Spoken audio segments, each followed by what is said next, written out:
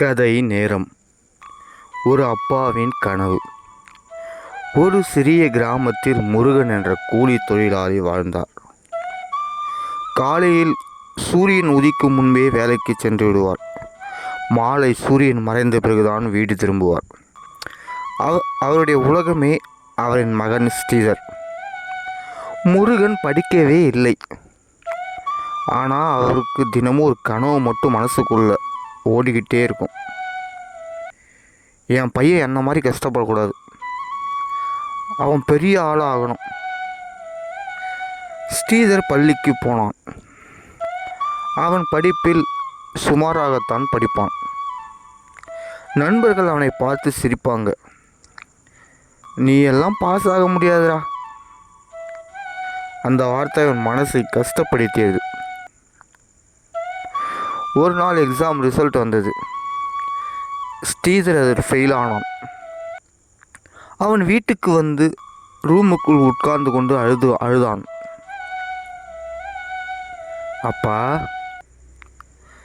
என்னால் படிக்க முடியாதுப்பா, நான் வேலைக்கு போகிறேன் என்றான். முருகன் ஒரு நிமிடம் அமைதியாக இருந்தார். பிறகு மெதுவாக அவன் அருகில் வந்து அமர்ந்தார். அப்பா, என் கையை பாரு என்றார். அவருடைய கைகள் முழுக்க காயம், கரை, முகத்தில் சோர்வு. இந்த கைகள் தினமும் உழைக்குது. நீயும் இப்படியே இருக்கணுமா, இல்லை வேற மாதிரி வாழணுமா என்றார். நீ இப்போ சொல்கிறது படிப்பு மட்டும் இல்லை, நாளைக்கு உன் வாழ்க்கையே விடுற மாதிரி. நான் உனக்காக உழைக்கிறேன், நீ உனக்காக போராடக்கூடாதா என்றார். அந்த வார்த்தை ஸ்ரீதரின் உள்ளத்தை மாற்றியது.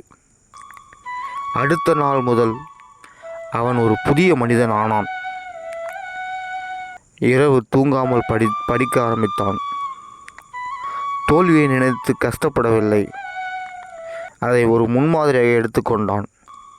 நாட்கள் ஓடியது. +2 ரிசல்ட் நாள் வந்தது. ஸ்ரீதர் கைகள் நடுங்கிக் கொண்டே ரிசல்ட்டை பார்த்தான். அதில் அவன் பெற்றதோ ஒரு டாப் ஸ்கோர். அவன் ஓடி வந்து அப்பாவை அணைத்து கொண்டு அழுதான். அப்பா, நான் முடிச்சிட்டேன்பா. முருகன் கண்ணீரோடு சிரித்தார். நான் வெற்றி அடையலடா, நீதான் என் வாழ்க்கையை வெற்றி அடைய வச்சிட்ட. பல வருடங்கள் கழித்து கார்த்திக் ஒரு பெரிய அதிகாரி ஆனான். ஒரு பெரிய மேடையில் பேசிக் கொண்டிருந்தான். என் வெற்றிக்கு காரணம் என் அப்பா.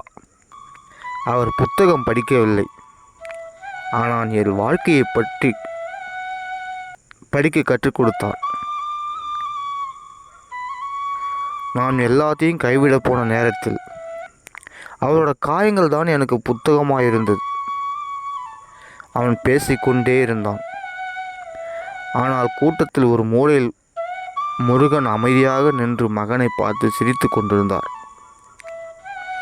சில கனவுகள் நமக்காக இல்லை, நம்ம நம்புகிறவங்களுக்காக. ஒரு அப்பாவின் வழி ஒரு மகனின் வெற்றியாக மாறும். உறவுகளே, தோல்வி முடிவு இல்லை, அது ஆரம்பம். உன்னை நம்புகிற ஒருத்தர் இருந்தால் நீ தோற்கவே மாட்ட. எதையும் கைவிடாது, உனக்கான நேரம் கண்டிப்பாக வரும்.